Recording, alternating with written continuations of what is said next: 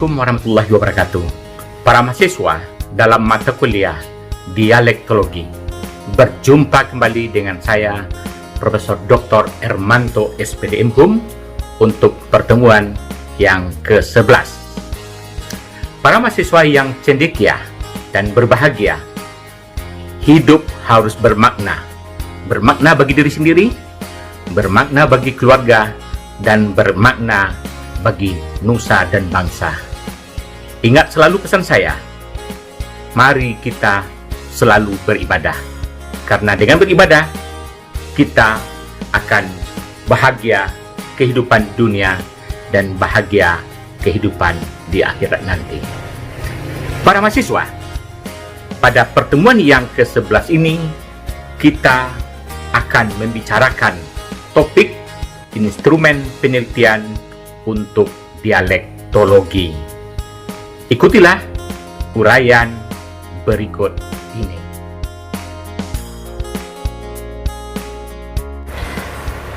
Para mahasiswa, berikutnya kita akan berbicara tentang titik pengamatan penelitian. Titik pengamatan penelitian merupakan lokasi yang dipilih untuk mengumpulkan data penelitian. Dalam penelitian dialektologi, biasanya kita menentukan beberapa titik pengamatan yang disingkat dengan TP. Titik pengamatan ini sangat penting untuk melihat varian-varian bahasa yang digunakan di daerah penelitian, sehingga kita bisa menghasilkan atau menyimpulkan berapa dialek di dalam bahasa tersebut. Para mahasiswa, menurut beberapa ahli, titik pengamatan dapat ditentukan secara kualitatif dan secara kuantitatif. Secara kualitatif, titik pengamatan digunakan kriteria yang pertama, mobilitas penduduk. Biasanya titik pengamatan dapat ditetapkan jika mobilitas penduduknya tergolong rendah. Artinya, penduduk di suatu tempat jarang meninggalkan daerahnya. Maka, daerah itu dapat atau memenuhi kriteria sebagai titik pengamatan. Kriteria berikutnya secara kualitatif adalah ditentukan berdasarkan jumlah penduduk. Biasanya, para ahli menetapkan maksimal jumlah penduduknya 6.000 jiwa. Artinya pula titik pengamatan itu merupakan daerah, desa, atau wilayah yang kecil. Kemudian, kriteria yang ketiga untuk penentuan secara kualitatif adalah usia desa itu paling rendah 30 tahun. Hal ini dimaksudkan bahwa yang terbaik sebagai titik pengamatan adalah wilayah-wilayah yang umurnya sudah sangat lama. Artinya umur wilayah itu atau desa itu sudah cukup lama. Para mahasiswa, kriteria atau penetapan titik pengamatan berikutnya adalah penetapan secara kuantitatif. Penentuan titik pengamatan secara kuantitatif ini biasanya dihitung berdasarkan jarak antar titik pengamatan. Lazimnya, titik pengamatan secara kuantitatif kurang lebih 20 km. Hal ini jika isolek atau bahasa di daerah itu bersifat homogen. Namun demikian, jika isolek atau bahasa itu bersifat heterogen, ukuran jarak 20 km tadi tidak dipersoalkan lagi. karena dimungkinkan sebuah daerah atau desa yang berdekatan tetapi sudah dibatasi oleh bukit, dibatasi oleh sungai, sehingga insoleknya sudah berbeda atau punya varian, itu dapat dijadikan sebagai titik pengamatan. Para mahasiswa yang berbahagia, untuk bagian berikut kita akan membahas tentang instrumen penelitian. Instrumen penelitian ini merupakan daftar pertanyaan yang akan kita gunakan untuk mengumpulkan data di lapangan. Para mahasiswa, berikutnya kita berbicara tentang instrumen penelitian. Instrumen penelitian untuk penelitian dialektologi berisi daftar pertanyaan tentang berbagai bidang kehidupan. Biasanya terdiri atas glose yang berupa kosakata, glose yang berisi kalimat, kemudian pertanyaan yang memungkinkan informan bisa berbicara atau bercerita tentang keadaan desanya, tentang sejarah desanya, tentang legenda yang ada di daerahnya. Cerita ini adalah untuk menemukan penggunaan bahasa secara nyata oleh informan atau penutur bahasa tersebut.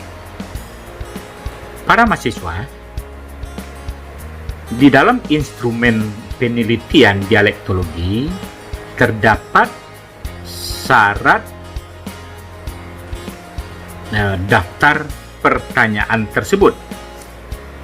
Daftar pertanyaan, syarat yang pertama adalah dapat menampilkan kekhasan isolek daerah tersebut.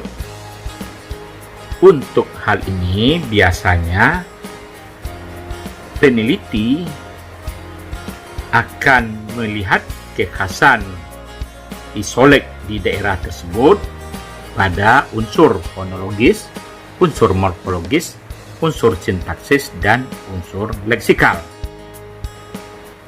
Namun demikian, yang sering ditemukan adalah atau sangat jelas ditemukan adalah pada unsur fonologis, morfologis, dan leksikon.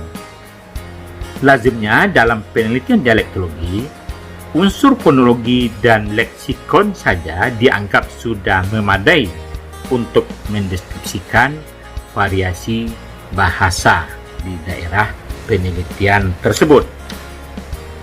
Yang kedua, syaratnya adalah daftar pertanyaan harus berisi tentang sifat dan keadaan budaya daerahnya.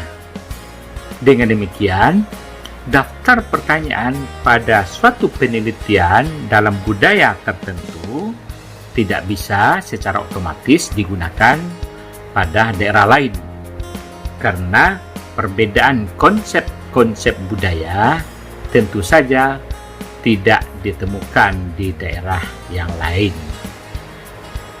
Para mahasiswa, untuk itu sebelum kita ke lapangan harus melihat kembali, meneliti kembali glose kosakata yang harus sesuai dengan konsep dan keadaan budaya masyarakat setempat. Syarat yang ketiga adalah memberikan kemungkinan untuk dijawab secara spontan oleh informan. Dengan demikian, pertanyaan penelitian di dalam instrumen tersebut harus jelas, dapat dipahami dengan baik oleh informan, dan tidak menimbulkan kebingungan informan ketika menjawab. Artinya, dengan daftar pertanyaan tersebut, informan dapat secara spontan dan langsung menjawab pertanyaan dalam instrumen tersebut. Dengan demikian, keambiguan konsep harus disingkirkan oleh peneliti di dalam daftar pertanyaan sebelum turun ke lapangan. Para mahasiswa, materi berikutnya yang harus kita pahami adalah cakupan daftar pertanyaan. Apa saja isi atau cakupan di dalam instrumen kita tersebut? Hal ini bisa kita lihat dari 3 hal. Yang pertama, cakupan nasional atau bersifat umum. Artinya, kita harus melihat bahwa sejumlah pertanyaan atau kata atau kalimat harus memungkinkan sudah berisi tentang hal-hal yang umum sehingga terdapat di berbagai titik pengamatan atau di berbagai penelitian lainnya di berbagai daerah. Yang kedua, cakupan daftar pertanyaan dapat pula cakupan bersifat daerah atau bersifat kedaerahan. Pada bagian ini, kita harus melihat bahwa daftar pertanyaan tersebut harus menggambarkan sifat dan kebudayaan daerah setempat, keadaan geografis setempat, dan keadaan kependudukan daerah setempat. Hal ini ditujukan untuk melihat atau menggali sifat kedaerahan sebagai ciri-ciri istimewa daerah penelitian tersebut. Berikutnya, cakupan daftar pertanyaan di dalam instrumen penelitian dialektologi dapat pula bersifat gabungan, yakni bersifat umum atau nasional dan kedaerahan.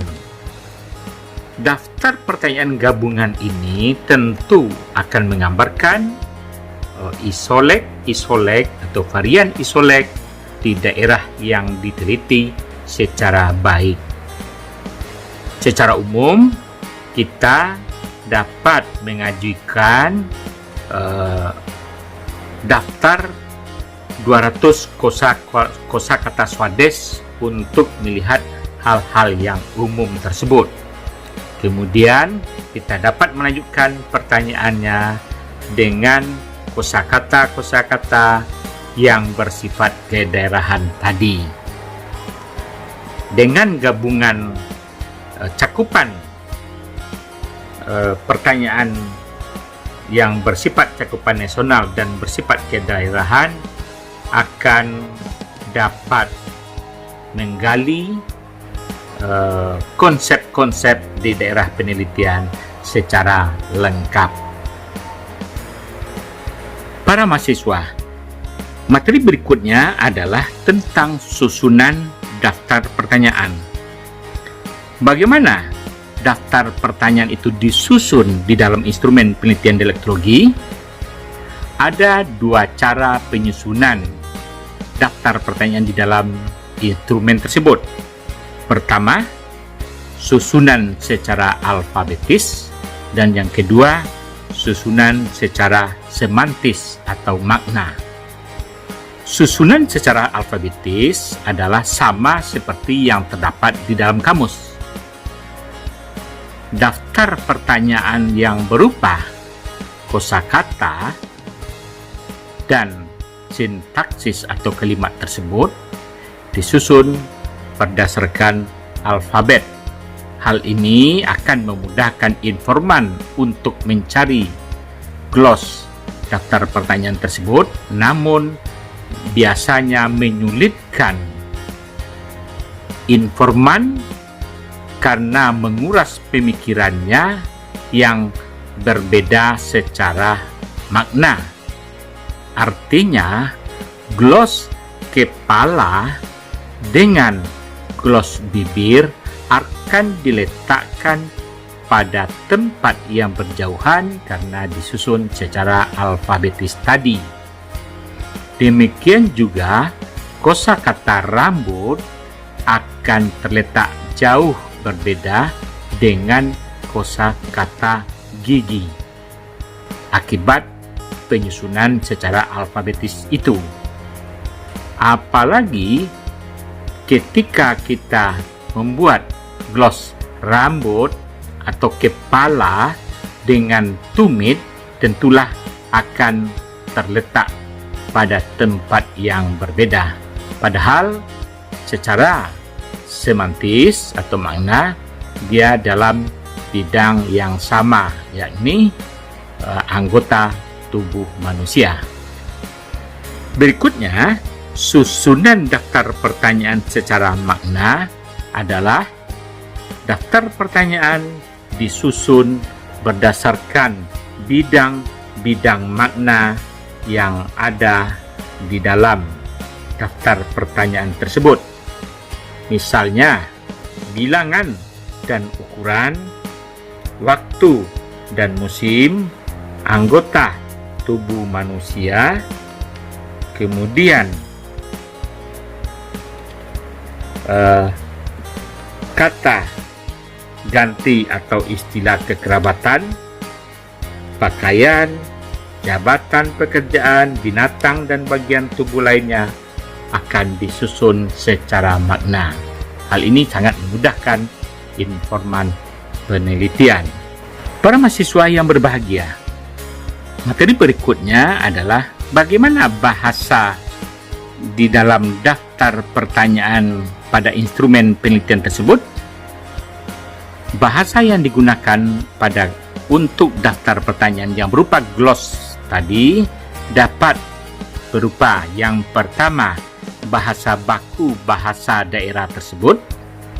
Jika gloss berupa bahasa baku bahasa tersebut akan memudahkan informan untuk menjawab pertanyaan tersebut dalam kebiasaannya yang memungkinkan itu berupa dialek di daerah tersebut.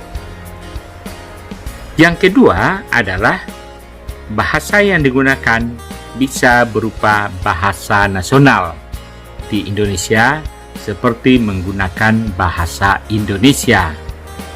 Namun demikian, gloss atau daftar pertanyaan yang seperti ini dimungkinkan juga dapat menyulitkan informan karena jauh berbeda dari bahasa Indonesia.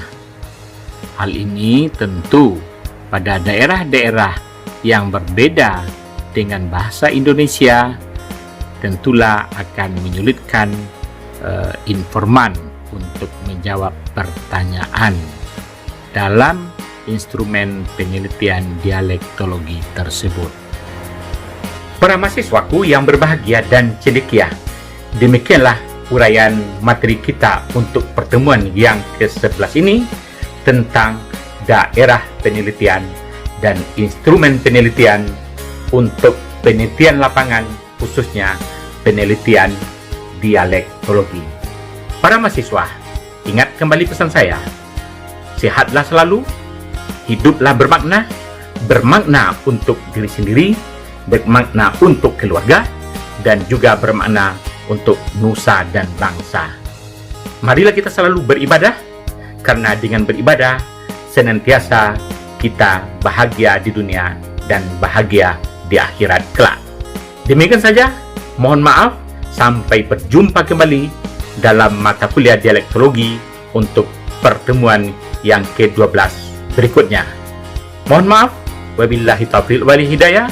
Assalamualaikum warahmatullahi wabarakatuh.